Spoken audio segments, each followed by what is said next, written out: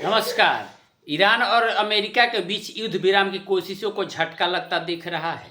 इस मामले में बिचौलिए की भूमिका निभा रहे पाकिस्तान ने अब चुप्पी साध ली है। उसने उस रिपोर्ट पर टिप्पणी करने से इनकार कर दिया है जिसमें दावा किया गया कि पाकिस्तान ने दोनों देशों के बीच युद्ध खत्म करने के लिए कोई प्रस्ताव दिया है। हालांकि उसने यह जरूर कहा कि शांति प्रक्रिया अभी जारी है। सरकारी चैनल पाकिस्तान टीवी के मुताबिक विदेश मंत्रालय के प्रवक्ता ने कहा कि 45 दिनों के संघर्ष विराम या 15 सूत्रीय प्रस्ताव को लेकर कई तरह की खबरें सामने आई है, लेकिन पाकिस्तान इस तरह की बातों पर किसी तरह की कोई टिप्पणी नहीं करता। हालांकि पश्चिमी मीडिया में यह दावा किया गया था कि पाकिस्तान ने वाशिंगटन और तेहरान को एक युद्ध विराम प्रस्ताव सौंपा है। इस प्रस्ताव का उद्देश्य पहले युद्ध विराम लागू करना और फिर व्यापक बातचीत के जरिए संघर्ष को खत्म करना था। पाकिस्तान ने इस दिशा में अपने प्रयास पिछले महीने ही शुरू कर दिए थे। एक समय ऐसा भी आया था जब वह अमेरिका और ईरान के अधिकारियों की मेजबानी के करीब पहुंच गया था, लेकिन दोनों पक्षों ने सख्त रुख और ट्रंप के भड़काऊ बयान के कारण यह कोशिश सफल नहीं हो सकी।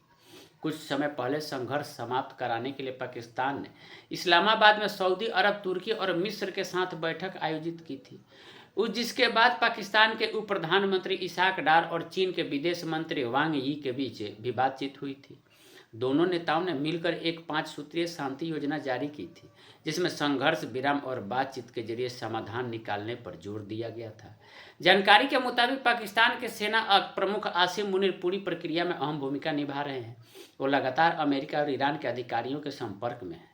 पाकिस्तानी सूत्रों के अनुसार ईरान ने साफ कर दिया है कि वह तभी किसी प्रस्ताव पर विचार करेगा जब अमेरिका और इजरायल उसके खिलाफ सभी तरह के सैन्य कार्रवाई तुरंत बंद कर देंगे।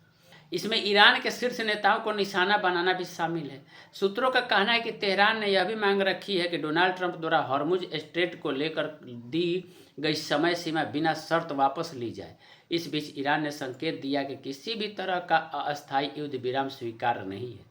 ईरान का मानना है कि इसे विरोधियों को दोबारा संगठित होने का मौका मिल सकता है। सूत्रों के मुताबिक पाकिस्तान के सेना प्रमुख आसिम मुनीर और इसाक डार लगातार अमेरिकी उपराष्ट्रपति जेडी वेंस और ईरान के विदेश मंत्री अब्बास अरागची से संपर्क में हैं। कोशिश यह है कि दोनों देशों को बातचीत के मेज पर लाया जा सके। बताया जा रहा है कि प्रस्तावित योजना में तत्काल युद्ध विराम, हॉर्मुज स्ट्रेट को खोलने और इस्लामाबाद में आमने सामने बातचीत शामिल है। इसी बीच डोनाल्ड ट्रंप ने चेतावनी दी है कि यदि ईरान जल्द कोई ठोस कदम नहीं उठाता तो हमले तेज कर दिए जा सकते हैं।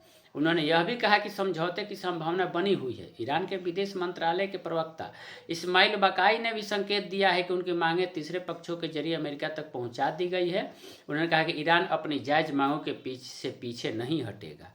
गौरतलब है कि पाकिस्तान खुद को इस पूरे विवाद में एक मध्यस्थ के तौर पर पेश कर रहा है। वह अमेरिका और ईरान दोनों के साथ अपने संबंधों के साथ साथ चीन और सऊदी अरब के साथ अपने रणनीतिक साझेदारी का फायदा उठाने की कोशिश भी कर रहा है। फिलहाल पाकिस्तान भले ही किसी प्रस्ताव की पुष्टि नहीं कर रहा है, लेकिन पर्दे के पीछे कूटनीतिक गतिविधियां तेज हैं।